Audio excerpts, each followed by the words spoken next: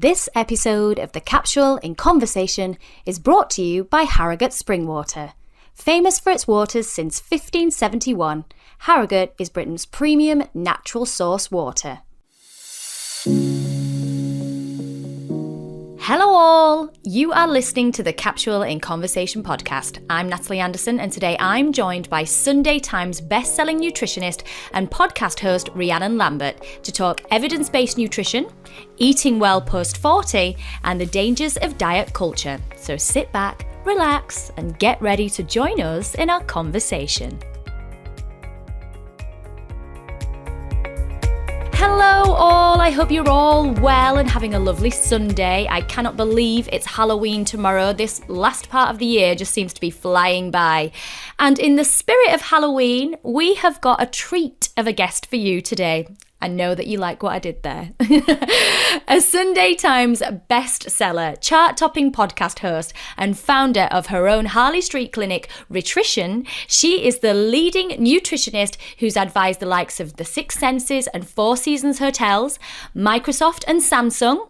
She's also consulted for Wagamama, Alpro and Yeo Valley and has developed her own wellness supplements, Rhitrition Plus, designed to aid your overall well-being. She is the wonderful and the fabulous Rhiannon Lambert. Hi, Rhiannon. Hello.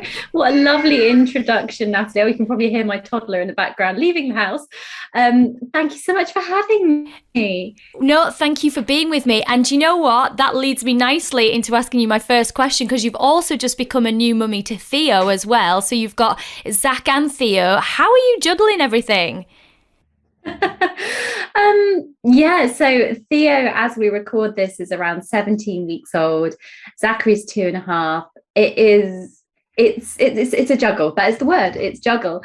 And it's really just learning that you need to, it takes a village to raise a child. And I didn't have that with my first. He was a lockdown baby, whereas now the world is back open. The nice thing is I can ask for a bit more help. So I'm able to have conversations like this, because the reality is conversations like this are a little bit difficult when you have a baby.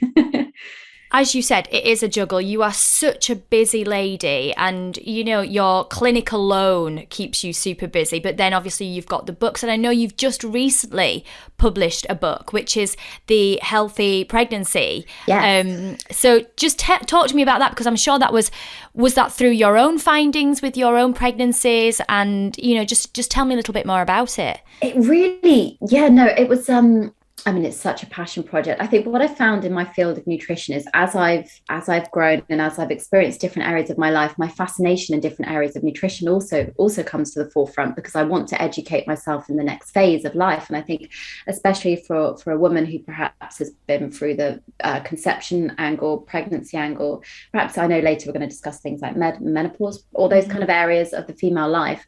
And nutrition impacts all of those phases. And for me, the first book I wrote, the bestsellers, The Science of Nutrition, was in lockdown when I had Zachary, my first son.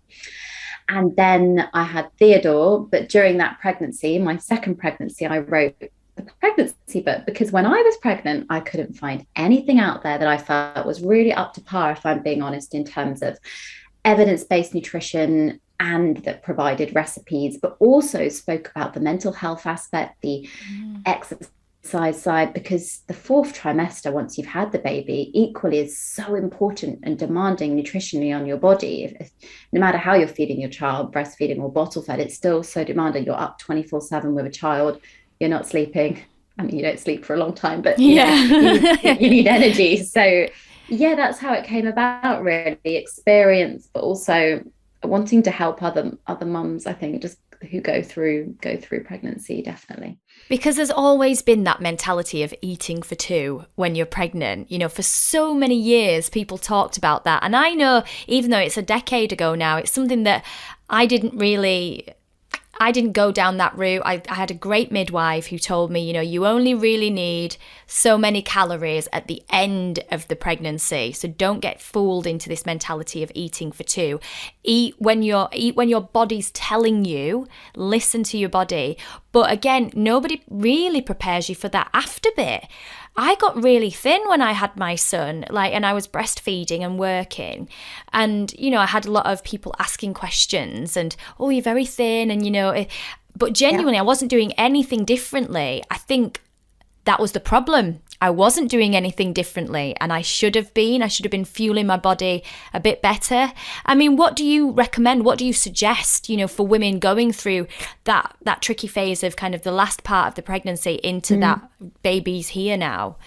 It's a really difficult one to navigate. And as you've just mentioned there, and I can relate to that as well in terms of I also lost an extreme amount of weight when I've had both my children, just because the pure physical demands on the body. And it's very difficult we have at both ends of the spectrum. Some women will struggle with the weight gain that they gain in pregnancy, and then that mental health aspect, as well as physical, of wanting to lose body fat once the babies come, but equally needing to nourish themselves. That's a very tricky balance as well. And we don't recommend dieting, especially if you're breastfeeding or in pregnancy at all. It's not a good idea.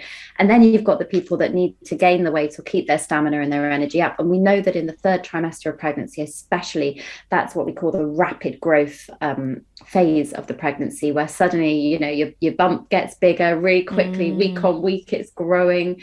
Your calcium demands are through the roof. Everything nearly, I'd say, more than doubles, especially calcium requirements go up. And people don't talk about that. Really, all you hear about is folic acid and vitamin D throughout pregnancy. But actually, each individual micronutrient needs, from iron as well, which is another key one to look out for in the third trimester, increases so drastically that you need to be so clued up on what you're eating in your diet. And if you were like me, or I was very nauseous throughout the whole pregnancy, if perhaps you experience acid reflux, it could be so difficult with the symptoms of pregnancy to also eat the right things. So the book does cover all the symptoms you could possibly experience and how to eat for those symptoms, and not to panic if you're on the beige diet, because you'll still get nutrients in, and there's ways of tweaking little bits here and there.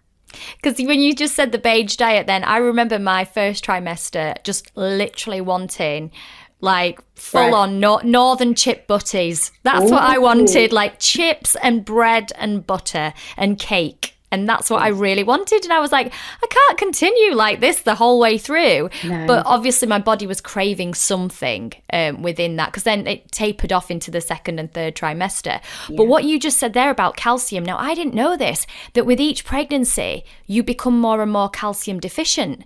So that when you've had your children, and you're getting towards maybe more of the menopause age, you could actually be quite calcium deficient and not know it. Yeah, and I think one of the key areas, lots of changes happen throughout pregnancy and post, but as you said, imagine your body's stores are depleted anyway because you've grown a human being.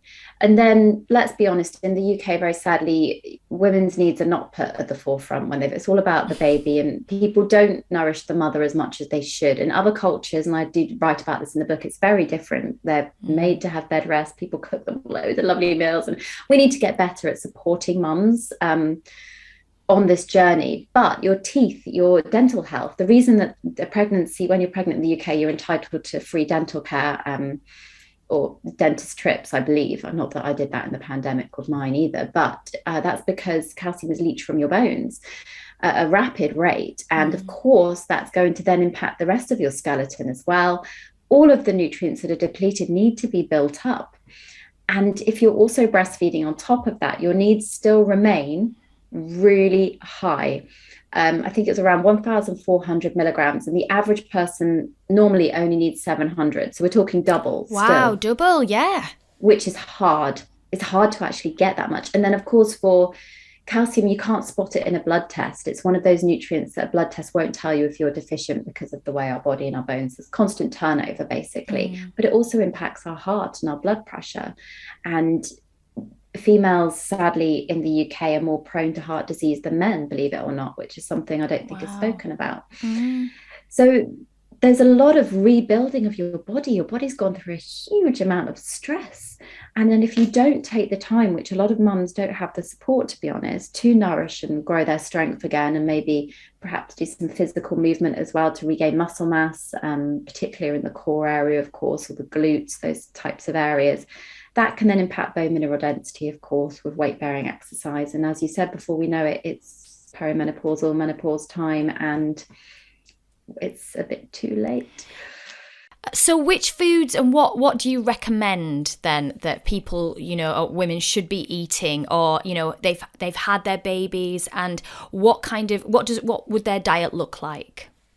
I mean, without scaring anybody, I want to keep this a very positive conversation. It's so important just to enjoy at least those 3 meals a day, because that's the only way you're going to physically fit all the nutrients in. Now, there's a lot of diets out there that say skip a meal here, there, and everywhere. It's probably not going to support if you're on that spectrum of you wanting to regain and rebuild and re-nourish. Excuse the pun for me, that's the name of my first book, Re-Nourish. But if you want to re-nourish your body, then you're looking at balanced plates of carbs, proteins, veggies, and fats at every meal. So a Mediterranean style diet, because the protein is the aspect there you really need. Often protein contains elements of calcium, such as oily fish, with the sardines, for instance, are good with bones. Lots of dark leafy greens are elements there. Even almonds contain calcium. It's not just dairy. So a lot of people just think, wow, dairy, that's it. It's actually not. And for plant-based options, there's tons now. The whole supermarkets are full of incredible options to replace dairy products if you can't consume dairy, or it's your ethical or religious choice not to. Check it's fortified. Check there's added, because a lot of organic products do not contain fortification because they lose the certification of organic. You actually don't want organic. You want fortified options to boost up your nutrition needs. I mean, that is such useful information, like you say. Well, I would never have known that. And now our supermarkets are getting much, much better at being more mainstream. But we still do have those pesky companies that like to trick us with food labels, because as you were rightly saying there, obviously about the plate and what your plate looks like, we still have a lot of women that I think are afraid of the word fat. Oh yeah, and carbs. Fat and carbs, and how essential they are though in the diet, and you shouldn't really be cutting those things out. How do people get around that? How do we navigate it, when we're in the supermarket and we're seeing those labels that they say low fat, but they could be really high in sugar? Yeah. See, that this is the thing. If anyone listening has my book, Science of Nutrition, I have a whole page devoted to marketing terms, natural, low fat, always sell buzzwords. Oh, it's organic. Oh, it's nature's finest, or whatever the claims may be. I think there's a real mishmash of societal expectations of what women should look like. So body shape and size, and the diet industry, diet culture, versus the health status of our bodies. So actually, for a lot of people, the ideal or in the media is not ever going to be healthy or ever be fully nourished enough for what we require.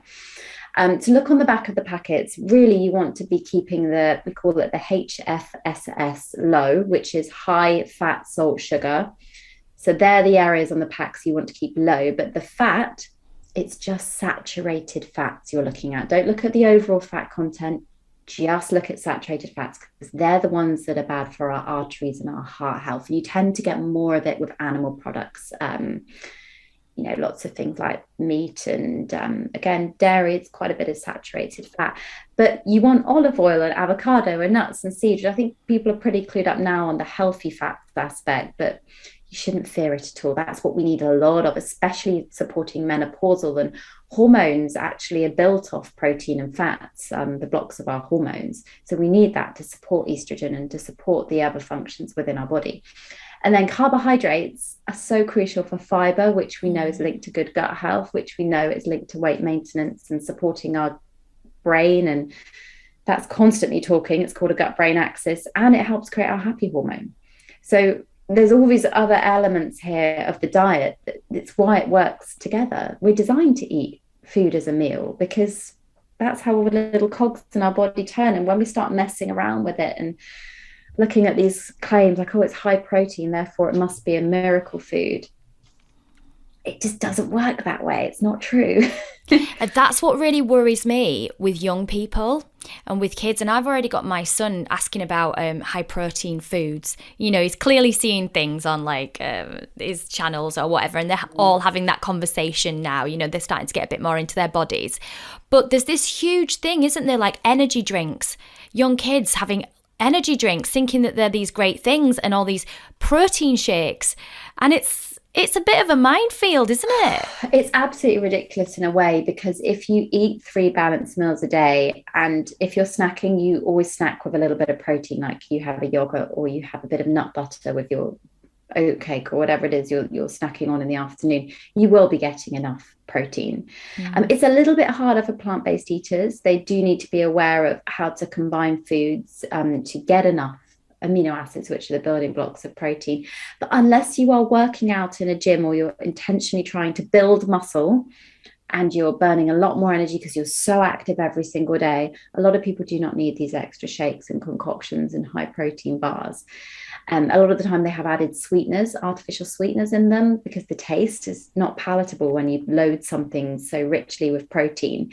And then also it can wreak havoc then on the gut and the digestive system. A lot of people who experience IBS, which is a lot of the population now with stress and lifestyle changes, they can react badly to these artificial sweeteners. So it's a case-by-case basis, but a lot of people just do not need these products.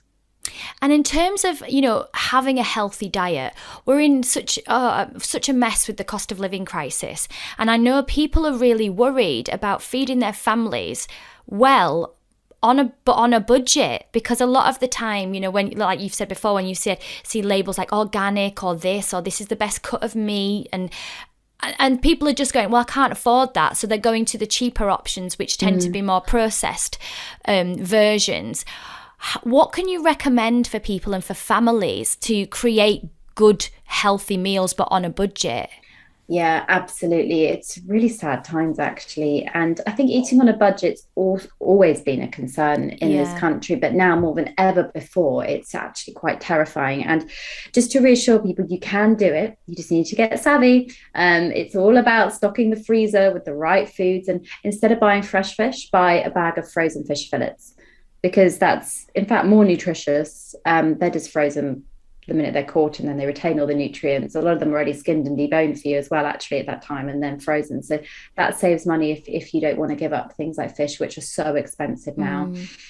Cans of food are a really good way of stocking up again. Cans of items like beans and pulses are brilliant, so affordable. You can get a can of beans for 30 to 40p in supermarkets.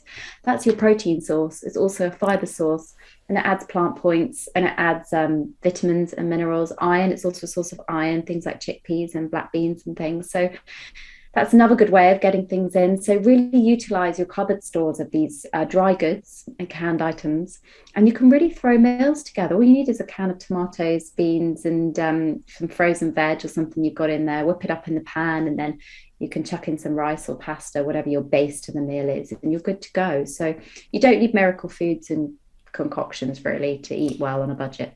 And that, I suppose, like I've really got into recently, like chicken thighs, which are a lot cheaper and tastier actually than chicken fillets. And we've been doing them in tray bakes. So we'll do them in a big tray bake with like roasted vegetables. And sometimes, because we've made such a big one, that I'll keep for the next day for lunch. So we're trying a lot harder to kind of batch cook, which I know is a really great way of cutting down costs, but making sure that you're eating nutritious food.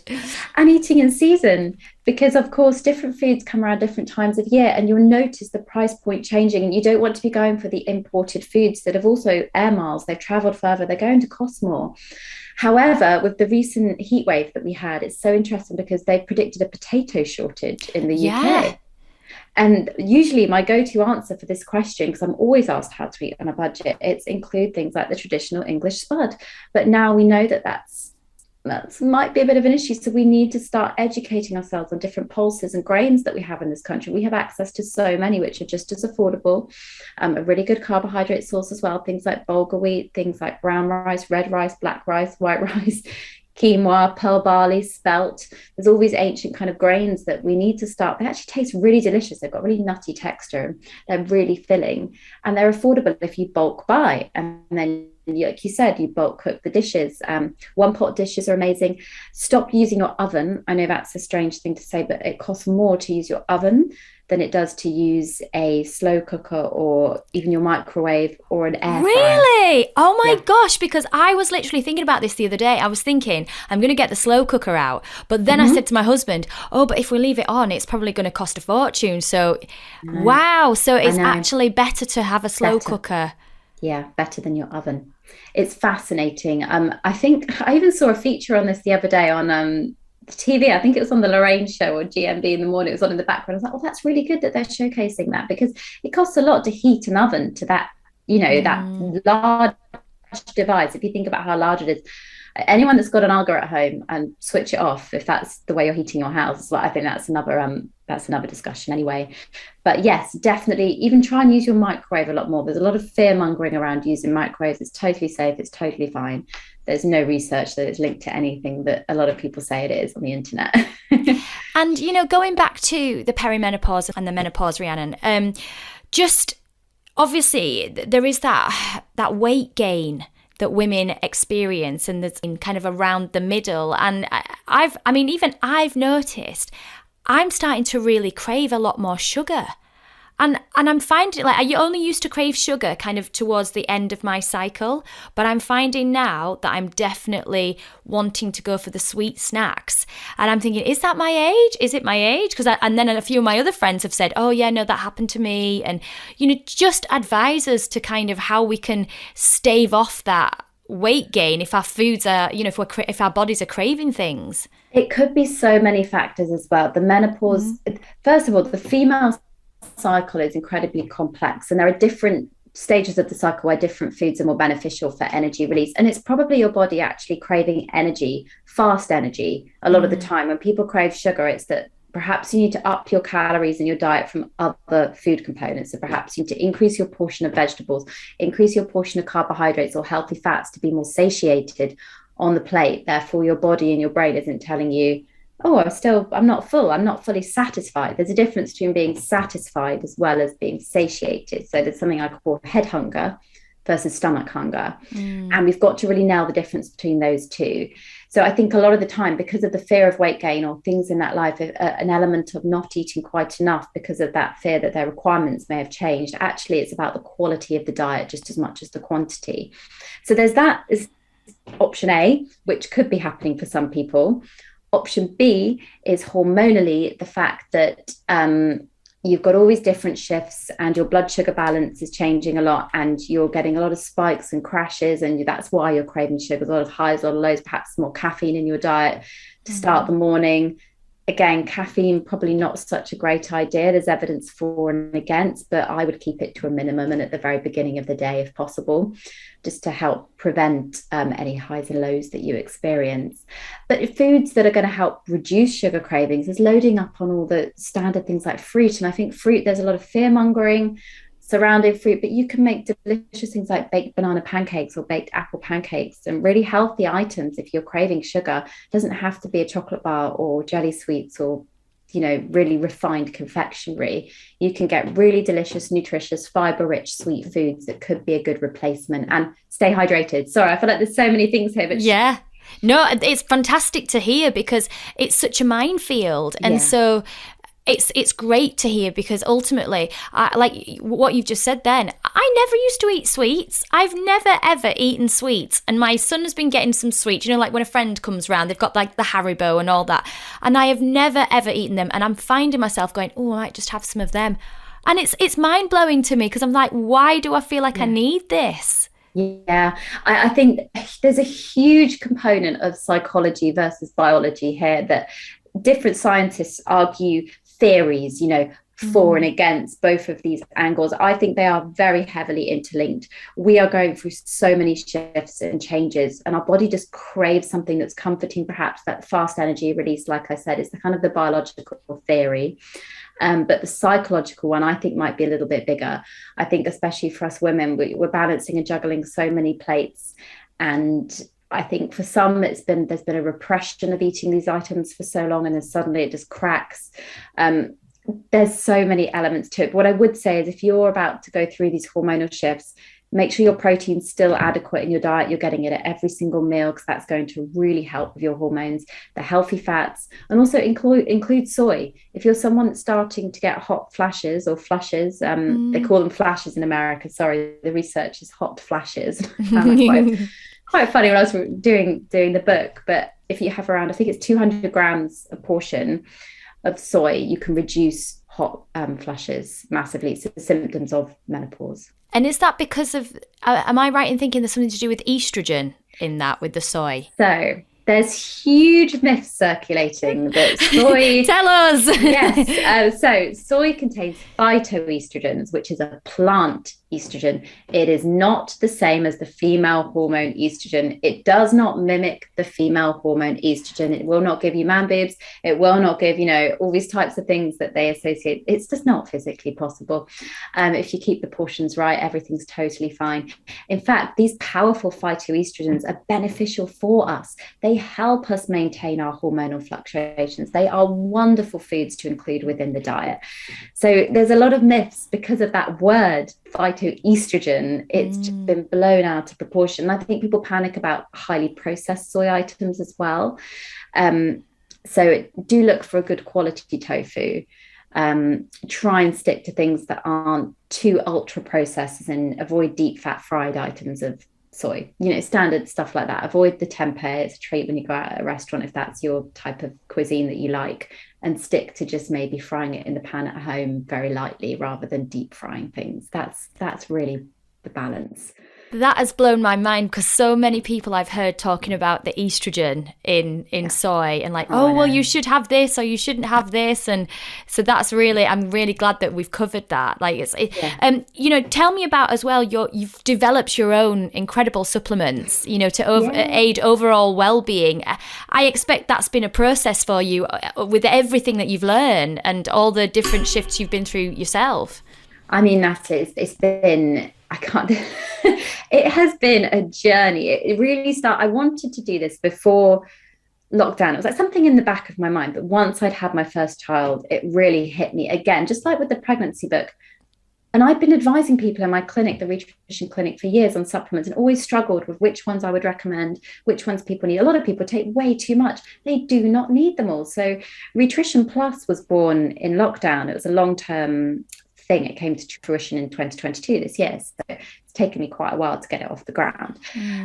Starting a business is not an easy, no easy feat. And I wanted it all to be top quality, sustainably sourced. I use British algae, for instance, that once it's been used, they make sure more is planted. And I make sure I'm sourcing everything to the highest possible standards. But that's very difficult to do. A lot of people do not do that in the supplement industry. Just to let your listeners know, anyone can create a supplements company. You do not have to be qualified.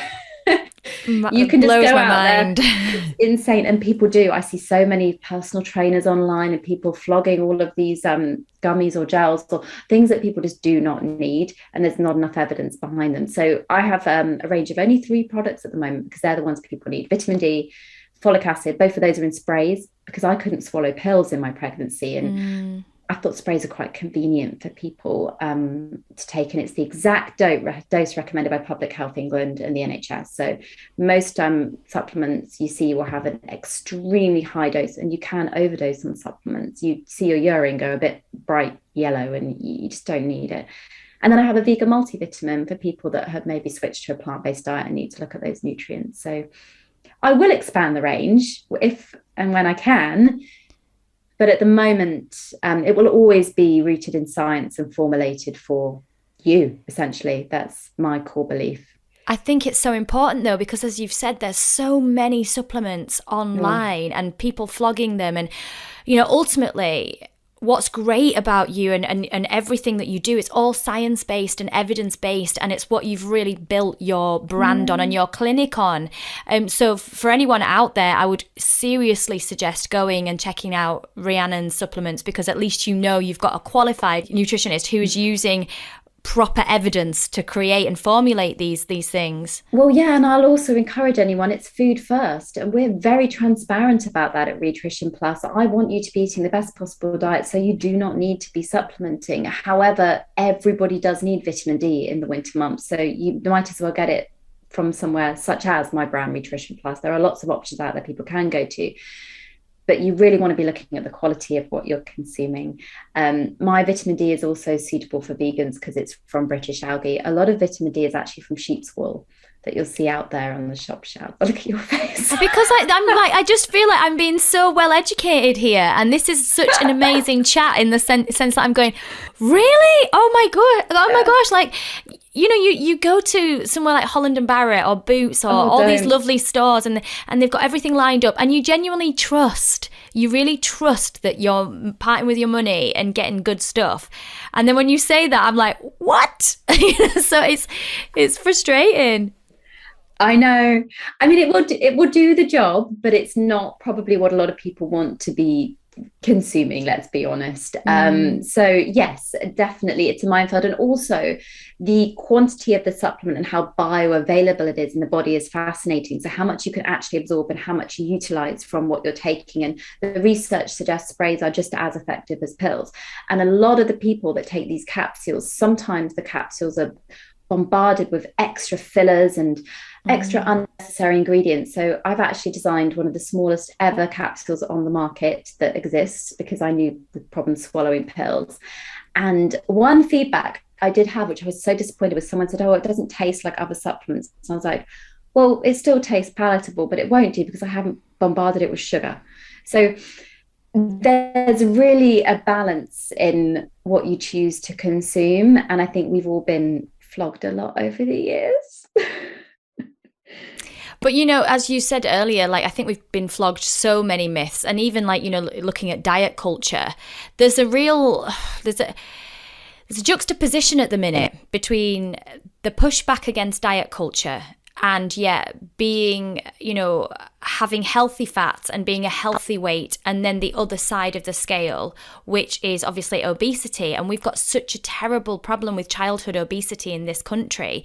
It's how do we navigate it, and so that we're not playing into diet culture, but yet we're giving our children the right education. I mean, I don't know how you do it in terms of, it must be so difficult in your job.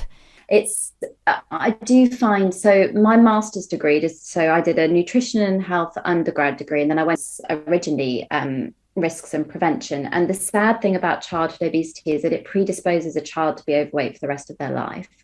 And once you grow a fat cell, you don't ever fully lose that fat cell. It kind of depletes like bubble wrap. You either fill it up or deplete it. And the goal really for anybody is to keep these fat cells depleted, because the problem is when you yo-yo diet or you start something that's not sustainable, which a lot of people do, they do on these fast fixes or they take shakes and things that they're not going to do for the rest of their lives, that you fill up the bubble really, really quickly, and then it divides into two because it's so full and you've grown enough fat cell, and then that divides again. And then you deplete them, and then you fill it up so quickly again when you suddenly eat that you then make even more. So this is the yo-yo diet cycle. And I think my advice to any parent would be to seek help from a professional immediately. If you think your child perhaps is on that upper percentile, you're just not sure, because it's a big psychological issue as well. I don't actually agree with weighing children in schools. I don't agree with that side of things. I think that does more damage than good. Really, the key here is lifestyle changes and food at home. And that comes from supporting and being kind and encouraging other parents of, look at this recipe here, or perhaps you could try this.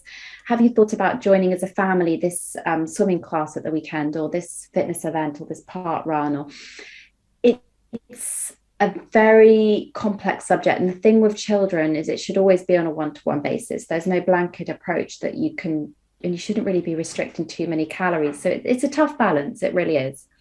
It is. And I think, you know, the title of your book, your first one, you know, Renourish, it is about having food as nourishment, as food for like the soul as well, and not losing that side of it, and not losing having food as either the enemy or something that is emotional, but just that you can enjoy it together, and it's fuel and it's nourishment for your body, so that, you know, moving forward collectively as a society, that we have we all have a healthier relationship with food, because, you know, as women of our generation, I think certainly have really struggled, and, you know, obviously there's a lot of pushback now, which is a great thing, because what you said right at the beginning, the beauty ideals are potentially stopping people from being healthy.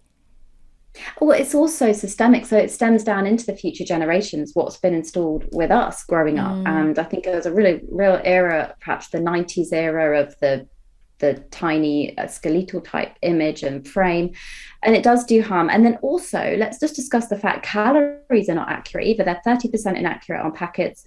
The calculation's 120 years old. It doesn't take into account the quality of the nutrition you're receiving, and for a child especially, and for women throughout the different life stages, you shouldn't be just looking at numbers, because it doesn't tell you what important nutrients your body needs to thrive.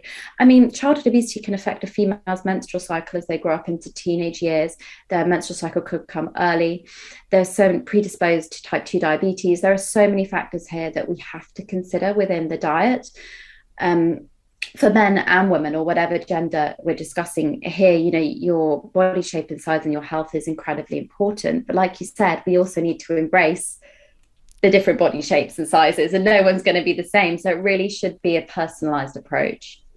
So, you know, before we have to finish, kind of going forward, if we, how do we measure that what we're getting is right? So obviously, you know, with the calories being 30% inaccurate on packaging. So if you were on one of the Slimming World or whichever diet, you know, it is out there, which sometimes are calorie based, or you know, how do we keep a track of that what we're eating is healthy and it's giving us the right nutrition?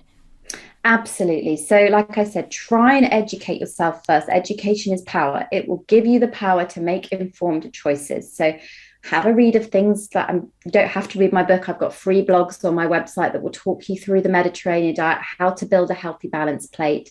My social media gives so many free tips on that. But if you're also somebody that's an avid calorie counter, and you have done for years, please start thinking more about the nutrition within the food, because yes, you probably could lose weight eating Mars bars every day or chips if they're within the calorie count. That's the sad reality. But are your insides going to be healthy as a result? And is that a sustainable way to live? Absolutely not. You know, you are probably predisposing yourself. You could be losing weight, but increasing your risk of diabetes and heart disease with the amount of sugar and saturated fat, even if you're in a smaller frame, just as much as if you're overweight and you're going on an extreme calorie restriction diet, you may become anemic because you're not getting enough iron within your diet as well. And there's so many factors to consider. So try and stick to Mediterranean diet. Portion sizes is a rough guide. You can use your hands. I've got lots of diagrams on that within my books and again on social media. Flat palm for protein, kind of a cupped hand for a carbohydrate portion on your plate. Veg, I say, limitless, really, apart from the starchier veg, which you probably want to keep to a cupped hand. And then a thumb-sized portion of fat. Remember, an avocado is a fruit, not technically. So you can have half an avocado as a portion, not a thumb-sized portion. and that's kind of for each meal. Yes, each meal. Try and eat your balanced meals. Try and get those nutrients on your plate. And think sensibly, like we discussed with sugar cravings. If you find you are that person that's binging or overeating at certain times of the day, this often is psychological for a lot of my clients. And in my clinic, I'd have a lot longer to discuss with you the elements of your life. But is this a coping strategy for something else? Are your needs fully met? What are you actually feeling in that moment where you want to reach for something? So just take 15 seconds, 30 seconds if you can, build it up to a minute and stop, breathe. Really deep, lovely breath. Tap into your parasympathetic nervous system, calm the body down, and just ask yourself, how do I feel? Because it's actually a very difficult question to answer. You can ask someone else, oh, how are you? But how are you? And is that dictating your food choices within that moment? And if it's just a fact of you really fancy something, I'm going to really enjoy and savor this moment rather than feel guilty about it afterwards, you're less likely to overeat on them. And once you can incorporate those desired items weekly within a good quantity, you nail it. But that takes a lot of practice. Oh my God, I could literally speak to you all day. And this is the reason why you have such an incredible podcast, which, food for thought, it's chart topping, it's brilliant. And obviously each week you talk about different elements of nutrition. Yeah. You need a whole podcast because there's so much, and there's like literally just so much. I mean, we've only had, the snippet of time really with you, but, and sadly we have run out of time. But honestly, thank you so much for your time. It's been absolutely brilliant and such an eye-opening conversation. Oh, I've loved it. Well, you're so inspirational. I don't know how you juggle everything as well. And I just wanted to say thank you, because just for everyone listening, I was a little bit of a nightmare at the start of this episode. I couldn't get Wi-Fi signal. Then I had to move rooms, and my toddler came along, and you've coped. Thank you for bearing with me and allowing this conversation. Oh, bless you. Thank you. Oh, I'm going to blush now. Thank you so much. Yeah, honestly, please, everybody, go and check out everything that Rhiannon has got going on, because as you can see, there's a reason why she's Sunday Times bestseller, and so much going on. It's been an absolute pleasure. Thank you very, very much. You can keep up with Rhiannon on Instagram at Rhitrition, or download the Food for Thought podcast from all major podcast platforms. And for more well-being, fashion and beauty from us, as always, you can visit our website www.thecapsule.co.uk. You can also catch up with our previous podcast episodes by visiting the In Conversation page or subscribing to any of our podcast channels and YouTube.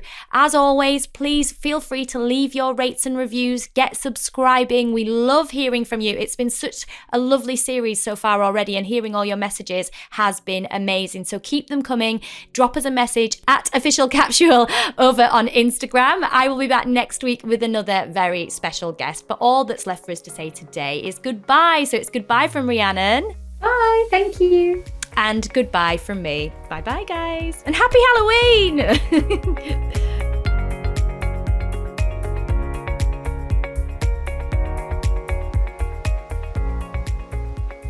This episode of The Capsule in Conversation was brought to you by Harrogate Spring Water. Bottled at source, Harrogate Spring offers a pure, refreshing taste with a delicate blend of naturally occurring minerals and electrolytes, perfect for healthy hydration.